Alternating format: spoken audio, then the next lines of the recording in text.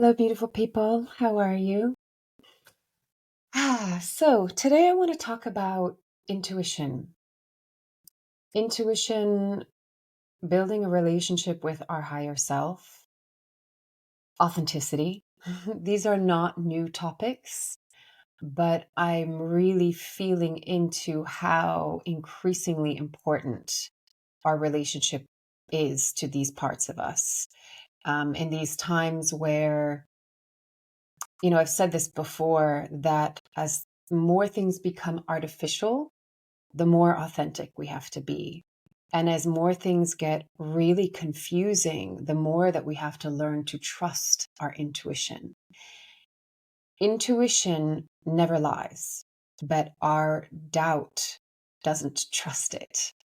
So it's complicated, it's complex, right? To have a relationship with our intuition, with our higher self, to really, really trust something that we've been taught to really not trust, to think, oh, your imagination is just make believe, and that's just your voice, that's your mind. These are all interferences from the mind and from the part of you that doesn't trust, that has doubt, that has been conditioned to live in a very logical, rational way, which can be a useful tool, but it's not truly our inner compass. So in times where it might feel like it's hard to know where the North Star is, your intuition is going to be your greatest compass.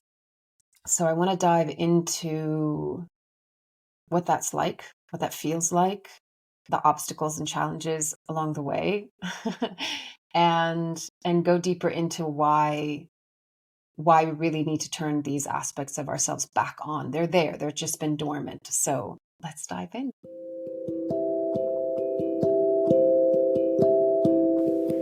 This is Corinne Bloom, and you're listening to Raw Conversations. So I want to begin right off the bat with one of the biggest obstacles, one of the things that keeps us from really hearing, feeling, connecting to, and trusting and believing our intuition. And when I use the word intuition, people feel intuition in different ways because our clairs are different. Some are they see it, some hear it, some feel it, some know it. Whatever your particular mode of receiving information, you could say, from the field is going to be unique to you. And so there's a lot of people that go, well, I can't see it. So if I can't see it, if I'm not clairvoyant, then I don't have intuition. And that's not true.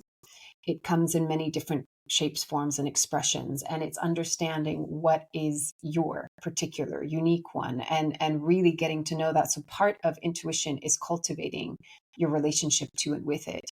And when I say intuition, intuition is just the voice of our higher self, our soul self.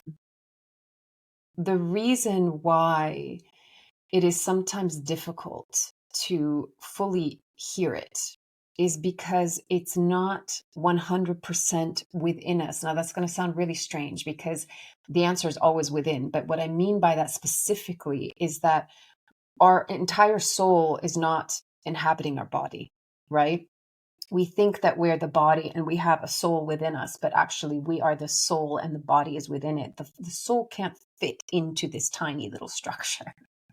Like the whole thing can't fit. And if you want to go into kind of multidimensionality, it's in other places at the same time, right? Everywhere all at once. Everything everywhere all at once, right? So we first need to connect in order to connect up, and part of it sometimes is like literally calling it in, and sometimes I think it's hard to hear it for two reasons. One is because it's not fully inhabiting our body, and so intuition is very subtle. It's very steady, but it's very subtle, right? It's not something, I mean, every now and again it will kind of like shout at you or something, or it doesn't even shout at you. Let me correct that. It's just can get very clear and the feeling can get very, very strong, but it's most of the time it's really subtle. So, but I want to dive right into what is it that keeps us from really trusting it, and it's fear. Now, I'm not wanting to paint fear as the villain here. It's not the bad guy. But unfortunately, we've been living in a very conditioned way to live by fear. I don't even like using the pillars of fear, but that's basically what our culture is built upon, is the pillars of fear. And so most of the time we're in a kind of fight or flight. We're in a survival mode. And when we're in that space, it's really hard to quieten the reptilian mind and the monkey mind to really come in, because it's not in the mind, it's through the heart, to come in. And then the way that I feel it is you have to connect down in order to go up. You have to connect down into your body, into the root of your being, down into the earth, because she's cosmic and she's a portal as well. But to really root, and the more that you root, the more grounded you become, even amidst the chaos, the easier it is to then go up and to access what we want to draw in. One thing I want to point out, and this is really, really important right now. Anything or anyone that is inducing or inciting fear in you is not coming from a place of love or care. So I'm going to say that again. Anything or anyone that induces or incites fear in you is not coming from a place of love and care. Your intuition will never scare you. It will never frighten you. It loves you. It cares about you. It's looking after you. It will never scare you.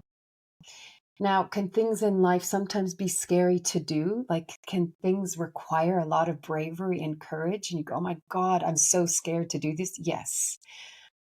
But your intuition will never threaten your survival. It will protect you. It will make sure that you are surviving, and in a really good way. And I want to make this clarification because a lot of people get confused of what's my intuition and what's just my fear. Your intuition is a voice that is, like I said, it's subtle, it's steady, it's calm. That's a big point. It's calm. It can get excited about things. Your soul and your spirit can get excited. It wants you to get excited about things, but it shouldn't ever induce anxiety or fear. It's not going to scare you. Like, think about it like a parent. Unless you have a parent that's really unhealthy in themselves, they wouldn't actively want to scare their child. They wouldn't actively want to put them in a constant state of fear and survival. They would want like a healthy parent, and I'm really pointing that out, healthy, healthy, healthy. I know that there are situations where people will say, well, my parent, my mother, my father wasn't healthy. They induced fear and anxiety and stress and abuse all the time. Yeah, that's not healthy. I'm speaking in the context of a healthy human being would never actively choose to keep their child in a state of fear, right? The only time that has been used, unfortunately, through a poor indoctrination is to control. Like, I'm going to scare you or I'm going to punish you if you aren't a good little girl or a good little boy, right? But that's not coming from a place of love or care. That's coming from a place of fear and control, right? And again, there's no judgment because we've been in this inverted kind of construct or paradigm that has been set on the pillars of fear, right? And that's what we're alchemizing right now and creating more of a foundation of love, support, and care. Because all you have to ever think about in these things, when you're in relationship with yourself or your higher self, your soul, your intuition, source even, is how would you want to be treated? You'd want to be treated with love, right? With love and care and compassion and gentleness and kindness and playfulness and joy, right? Safety doesn't come from fear and control. Safety comes when we feel loved and held and supported and understood and empathized with. That's true safety, right? So when we're cultivating this relationship with our higher self and our intuition, which is the voice of our higher self, think about cultivating the relationship of, it's almost like I want to be a bit mindful in using this analogy because there isn't this like lower self and higher self. What I was going to say is think of it as if it's the most loving parent that you always wanted. But the reason why I say I am reluctant to use that analogy is because we can sometimes look as like the parent has the authority, right? But it's not hierarchical. The spirit isn't hierarchical. So, it respects and loves us as much as we really should respect and love our higher self. And it's a relationship, like any relationship. And if I go on the theme of analogy with our parent, which to be honest, even as a parent, I will look at my daughter as an equal. I absolutely respect her consciousness and her being and her soul as an equal. I am not above her. Like, yes, as a parent, there's some things where, just on this earthly plane, there are things that I have maybe more wisdom and experience because I'm older. But what I'm talking about is that heart to heart, soul to soul, consciousness to consciousness respect that this is a conscious being, right? Like from when she was a baby. So we need to get out of this hierarchical formula template, that we often look at on this planet, in this realm, and begin to see that we are a part of a circle. That's really what it is. We're part of a circle. We're all sitting in the circle, and we're all having this experience in our own unique way. And many could say that even in the spirit realm, it's not that our guides are better. They're also learning things in that form, right? Sometimes we choose to incarnate and learn through this experience. And sometimes we're doing it in a more etheric way or in a different dimension. So there's just getting out of that, because I think in order to be in relationship to and with something, there has to be a feeling of reciprocal and mutual respect. So we don't want to hand our power over to something outside of us. Even as guides, angels, and our higher self, we are in collaboration with. So how do we deal with the first biggest obstacle, which is fear? So the way that fear often shows up when we're in communication with our intuition or with our higher self, with our soul, is it has doubt. So you might hear the voice of your intuition, and then immediately the mind will come in and go, oh, I'm not so sure about that. I don't know. That doesn't make sense. That's not really logical. Oh, this and this and that. There's all the interference, the interjections, it's coming from a place of fear. I don't trust this. Nope. It's all doubt, right? But doubt, what I've found is that when I'm really connected to my intuition, there is no doubt because there is no fear. Right? It doesn't mean that when I physically take action on something that it isn't going to be scary. Like when I, decided to pack up my whole house and travel with my daughter, and like going to Mexico, and then, coming back, and then taking a ferry and going to, going across the sea and going to another country and starting life all over again. And those acts take a tremendous amount of courage. But it doesn't mean that they're wrong, right? It doesn't mean that it's bad. Like there's a difference between mental fear, which is often a total illusion.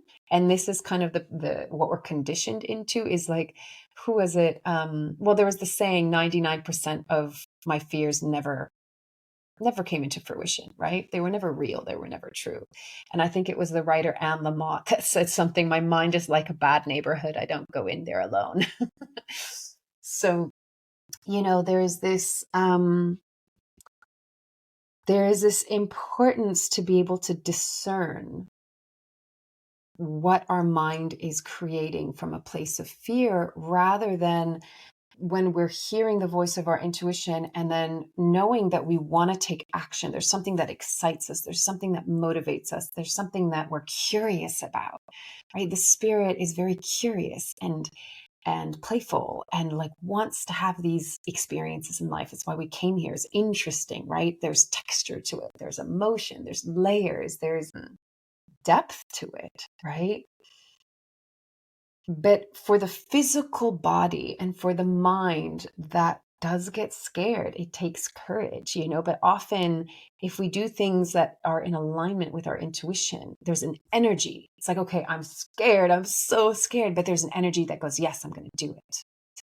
Now, sometimes, I want to bring up a point that I've heard people speak about this in a way that I think is really, really, really, really useful when you're learning to connect to your intuition. I think it was Nancy Rebecca that was talking about this. Your intuitive voice has your voice. So that's why a lot of people will say, "Oh, well, it's just me. I'm just me in my head." That's not really like my higher self. That's not my soul self. And she gave actually a really good explanation to this. I wouldn't have necessarily thought this myself. She said when she had first tuned into her higher self and her intuitive voice, and she was like, "Well, this just sounds like me. I'm just talking in my head." Her higher self said, "Well, picture it this way. If I were to come in some booming voice, like the Wizard of Oz, right? Like you'd be terrified. You wouldn't listen. You'd be scared." So your higher self, two things actually. Your higher self will come in with your voice because it's the most familiar, and therefore hopefully the least scary, right? Because it's familiar. But also we have to understand that like it is us and we are it. So of course it's going to have our voice. We are an expression of the soul. The human body is the vehicle and the vessel for it, but we are the expression of the soul. So there is no separation. You know this. I know I point to this a lot, but NDEs will sometimes not even recognize that they're out of their body because they're carrying the same consciousness. So they're having the same thoughts, and they feel like the same person because our soul is part of our personality. And I think the more that we can come into our body and into embodiment and feel who we are, not think who we are, right? But feel who we are, we get to know the essence of who we are more and more.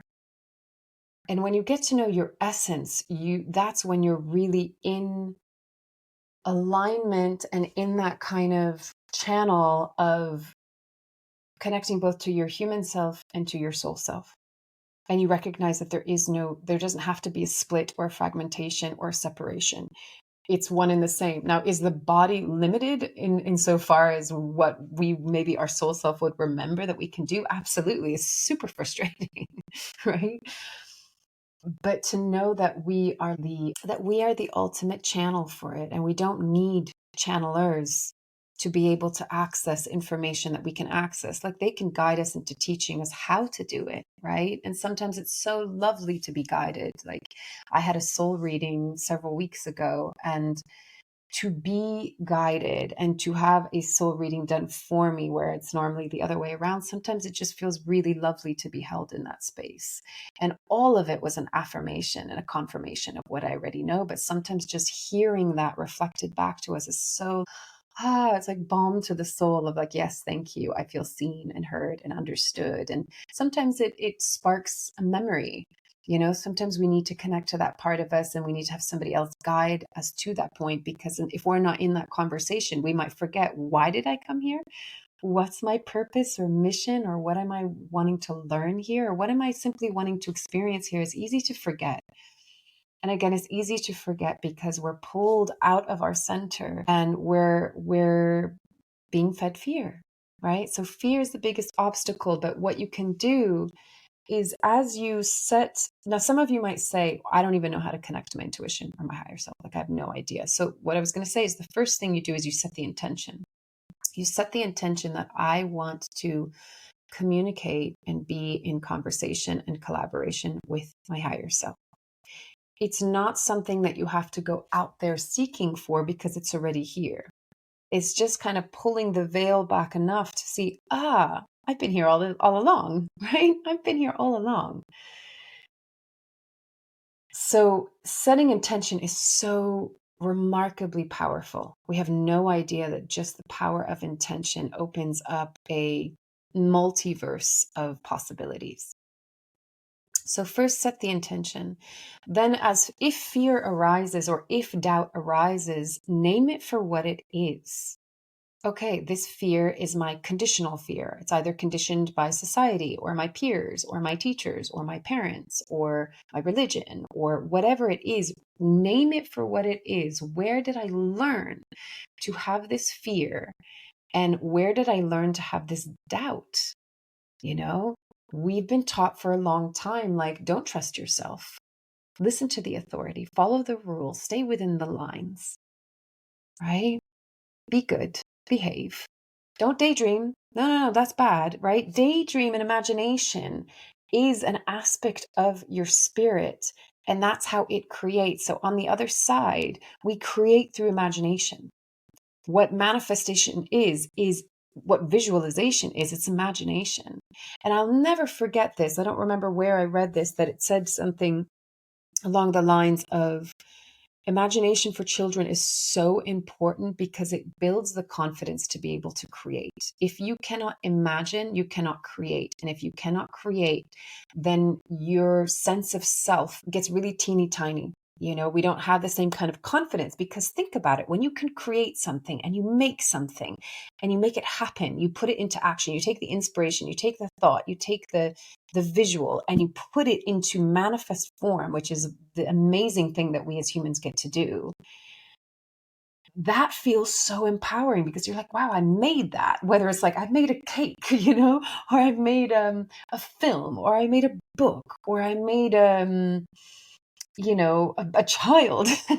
When we create something, it's really fulfilling, you know, no matter how small or how grand it is, it doesn't matter. It's just the act of creation is so beautiful. I mean, that's like, look at the multiverse. It's constantly creating because it's inspired to want to create and create more experiences. And through those experiences, there's more creation. And this is like the fractal, you know, as everything kind of is infinite and unfolding.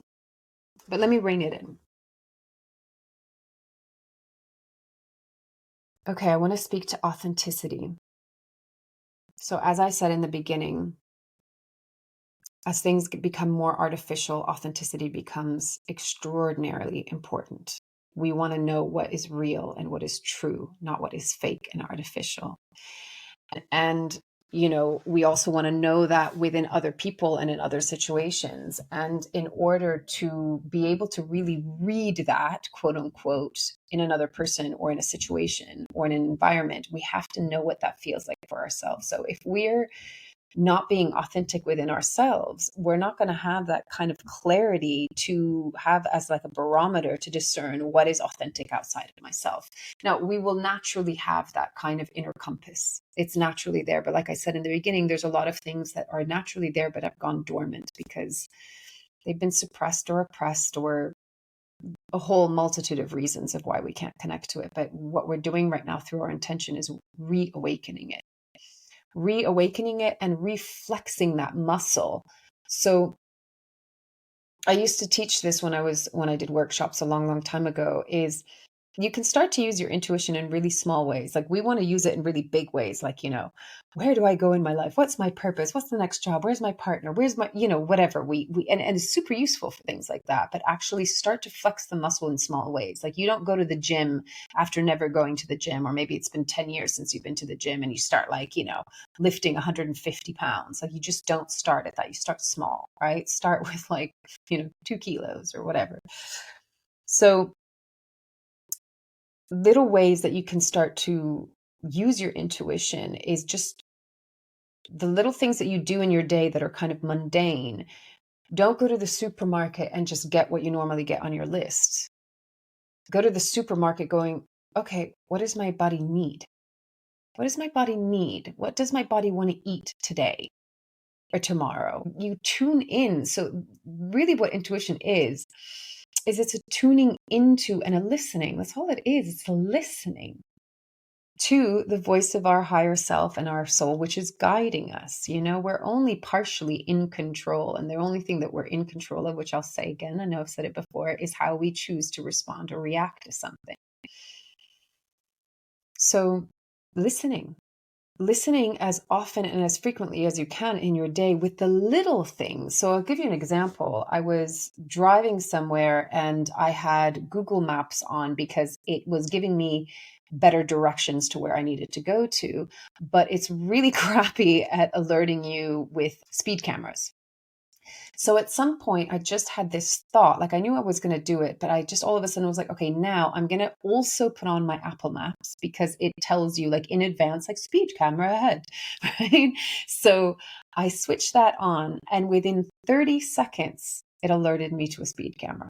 So that's your intuition in really small ways. It was just, it's like, it feels like it's an impulse. It feels like it's this kind of oh, I've had this idea. That is your higher self speaking to you and saying, like, okay, this, and sometimes it's teeny tiny and sometimes it's much larger. So another story that I'll share, which I know I've shared in an episode at some point, but it's worth repeating.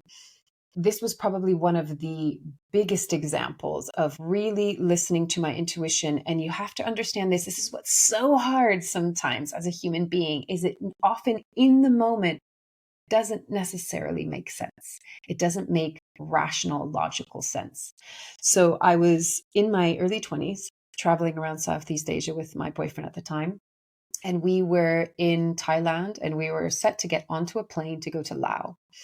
And we had purchased our ticket. We were in the lounge or the cafe. And I was sitting, I remember exactly the visceral feeling of it. We were sitting at a table. I think we had like had a snack or something. And I was fine. I had felt totally fine. And all of a sudden it was like, when you kind of have that like blank white sheet, it's almost like the blood gets sapped out of your body for a second. And all of a sudden I just looked at my boyfriend and I said, I can't get on this plane. And he's like, are you okay? And I'm like, I just cannot get on this plane. And something in him trusted me so much because I was so intuitive in this moment. I think I've shared this story before recently. It feels like it's all coming back to me, but I'm just going to repeat it again. He trusted me so much in that moment because I was so connected to my intuition that he's like, okay, it didn't make any sense whatsoever. When you're in alignment with your intuition, everything flows and falls into place perfectly. So we got up, we went downstairs, we went to like where the desk was, where you would check in. We told the guy, we can't get on the plane. He literally handed us the cash. We handed him the tickets, and that was that. It was that simple. We get out of the airport and we're both like, whoa, what just happened? And this whole journey, we were traveling for 6 months. It was all a kind of Celestine prophecy experience of just really being guided by our intuition. Where were we going to go? What were we going to do next? It was really like a flow of, it was a spiritual teaching, that trip. It was really a growth on a spiritual level. And it was really profoundly trusting our intuition. Fast forward a week, and we decided to reverse our trip and we went to Hong Kong first. And within 24 hours, I got insanely sick and had to be rushed to the emergency room. And I had some kind of intestinal parasite. And they said, had I gone to Laos, they would have been putting me on a plane to Thailand or wherever, the closest place to get me medical care. So my intuition knew a week in advance, you can't go to Laos. That's not a good place for you because you have this intestinal parasite and it's going to flare up in about a week's time. And you need to be in a place where you can have good medical care. And thankfully, Hong Kong was a very good place for that. It was also a very good place for that because I have an allergy to anti-nausea. And for some reason, a lot of Asians do as well. So they have the one that I'm not like, don't have convulsions to. So that was a really good example of it made no logical sense in the moment. But 1 week later, it was like, okay, get it. Thank you. There was another experience on that same trip where we were kind of splurging on these really lovely kind of cabins. We'd stayed there for 3 nights, and both of us one day just said, you know what, I think we need to move today. Like we need to save a bit of money, and just today feels like the day to move.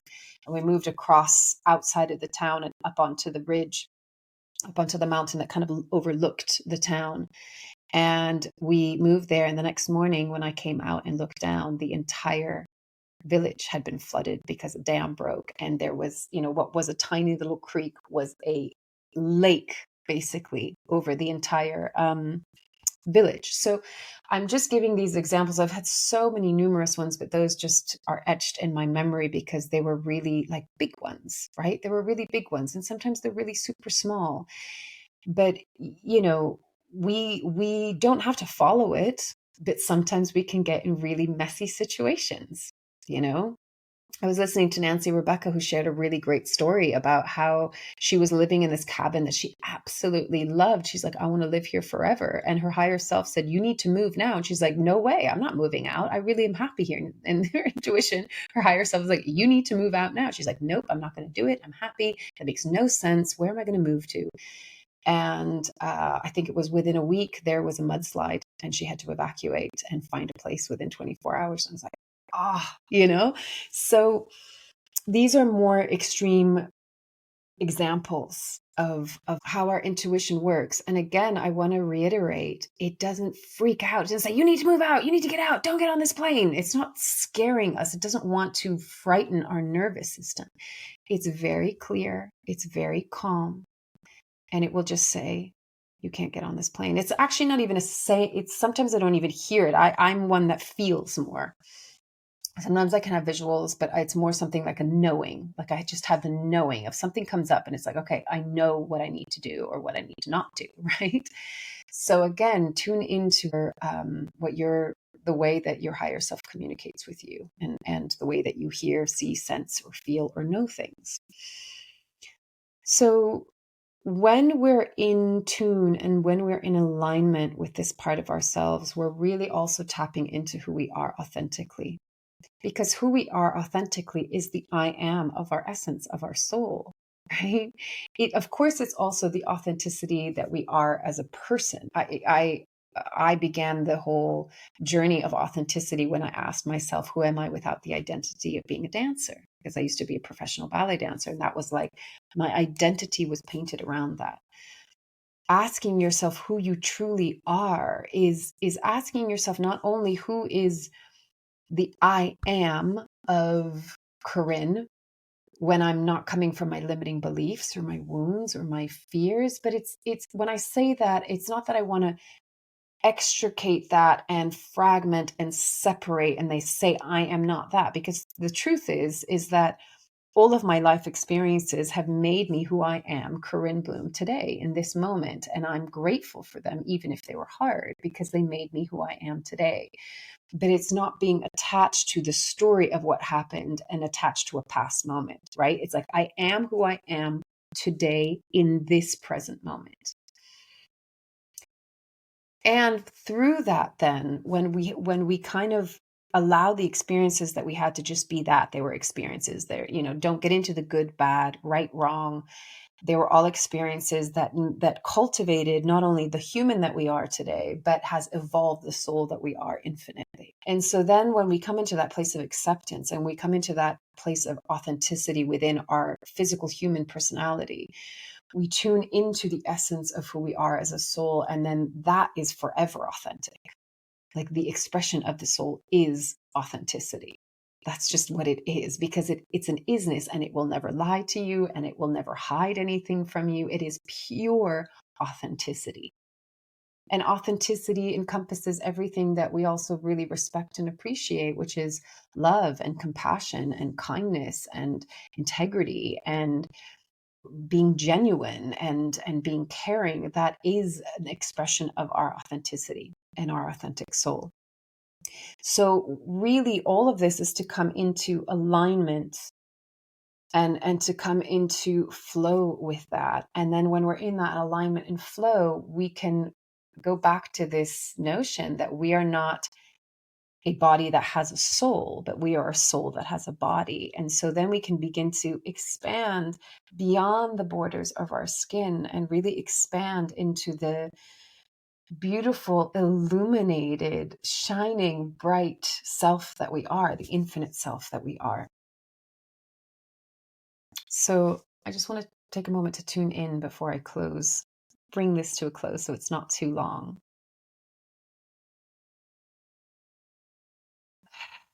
Your intuition and your higher self wants for you to trust it. It will never force you to trust it. You have free will. But just think about how someone that you deeply care about, whether it's a parent or a friend or a child or a pet, what creates connection and what creates safety and what creates intimacy on all levels. And what I mean by intimacy is really like heart, open heart, vulnerable connection, authentic connection, is I trust you. Do you trust me? Trust is such a profound foundation for connection.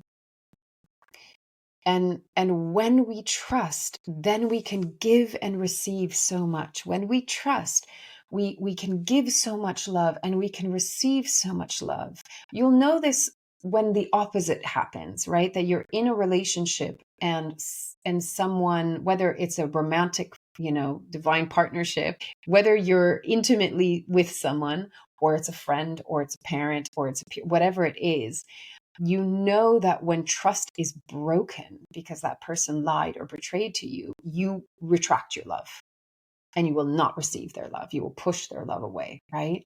So trust is that fundamental ingredient for having that reciprocal, mutual, I trust you, you trust me, I give you love, I receive your love. There's this constant kind of infinity loop. And that is almost the nature of the multiverse, is that everything is infinite and infinitely connected, right? There is no separation. So just know that your higher self and your intuition wants for you to trust it because it wants to take care of you. You're going to have to learn how to be with your doubt and to not give it too much credence, to not give it too much weight, to not give it too much power, but to name it and call it out for what it is. This is my mind that is scared. So sometimes, I'm never a believer of get rid of that. Don't berate any part of you. It's either conditioned, it's learnt, or it's just still in a bit of survival mode. So you include it, you embrace it. Okay, this is my mind that's scared right now, that doesn't trust. This is my body that's scared right now and doesn't trust. Okay, what does my mind and my body need to just, it's okay, you're safe, everything's calm, you're loved. And then once that's kind of calmed down, then you can connect in. And then you should find that your intuition will always make you feel really wonderful because it's there to love and care for you. And remember that there isn't anything that actually loves and cares about you genuinely that is going to induce or inflict fear upon you. So that's a really good measure and barometer of discernment. Is this inducing fear in me, or is this inducing calm within me? Even if it's like, yeah, you need to not get on that plane. You need to move out of your house. You need to whatever. Like, even if it's in a situation that can be quite extreme, it will tell you calmly. It will not have you freak out. It's the end of the world. You're going to die. It just won't. It will never do that. So just remember that and have that as a little reminder here that when you're tuning in, if you feel fear, that is your mind, your human body self, the conditioning. So be with that first. Be with that feeling. Give it love. Embrace it. Let it know that it's okay. It's okay to be scared. It's a little child. It's like a little child. It's okay. I have you. I'm holding you. I love you. You're not alone. You're not alone. You're not alone. And one of the beautiful things about having a connection and relationship with our higher self is that we recognize we're never alone. We might not physically see it or feel it, but we're never alone. So now more than ever, it is so important to connect to our intuition because it's so loud out there. It's so loud. It's so confusing. There are so many lies. There are so many opinions. My goodness, right? Listen to yourself. Listen to your higher mind, higher self, right? Not the reptilian mind. Take care of your survival needs first, right? So that you can go, okay, I'm safe right now. I'm in this room and I'm safe. I'm not under threat. Let yourself into that. And then you can see that any fear that comes up out of that is a figment of your imagination. It's an illusion. Get to know the essence, the quality, the feeling of your spirit, of your soul.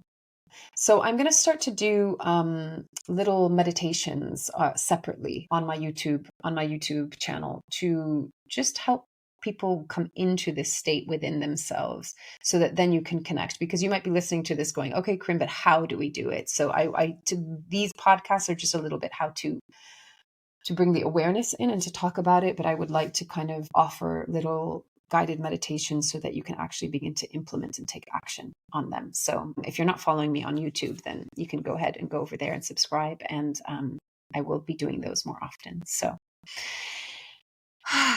the invitation is just to practice listening. Practice listening. Practice listening. Recognize, notice, bring into awareness your fear, your doubt. Those are the only obstacles. Those are literally the only obstacles from listening and following and trusting your intuition is doubt. And doubt isn't coming from your higher self. It's coming from your mind or from your body or from your conditioning. So first step is always bring awareness, shine the light on it, and start with like little weights, right? Start with little weights. Just begin really small. Follow your intuition in little moments. And if you didn't catch the intuition and after you're like, oh, damn it, I heard it. Great. Recognize it. Go, I heard it, but I didn't take action on it. I didn't trust it. That's okay. Don't berate yourself. Then the next time when you do listen to it, you do trust it, and it does like show you, oh, wow, I listened to my intuition. That was so helpful. Like, thank you. I turned on Apple Maps before 30 seconds before the camera came. Thank you, intuition. Yes, I was listening to my intuition. I trust my intuition. And just as any two people are getting to know each other and you're building trust, you're cultivating trust. It's not just like that, right? You're cultivating trust by, I need to get to know you and you need to get to know me. And then we build and create trust together. You can do that with your higher self. You know, of course, your higher self has your best intentions at hand. So it's not going to be someone that's going to betray you. We can betray ourselves, you know, by not listening, by going against our heart and our soul. But even that just requires compassion and the understanding of like, wow, I was scared. I didn't trust. Okay, let me come back into a place of cultivating trust with my higher self. But it's easier to do it with ourselves because we know it's not going to betray us. So give it a go. Have fun. Let it be playful. Write things down just so that you can remember. Spend more time where you go inwards so that you can listen. It's really hard to hear if we're really busy and we're constantly frenetic and, you know, we're doing all of this stuff in the outer world. Take more time to be silent, to be still, to do nurturing things, to go into nature and set the intention, because the power of intention is remarkable. It's where everything begins. Anyway, I'll leave it at that. As always, take it or leave it as feels right for you, and loving you from afar. Bye.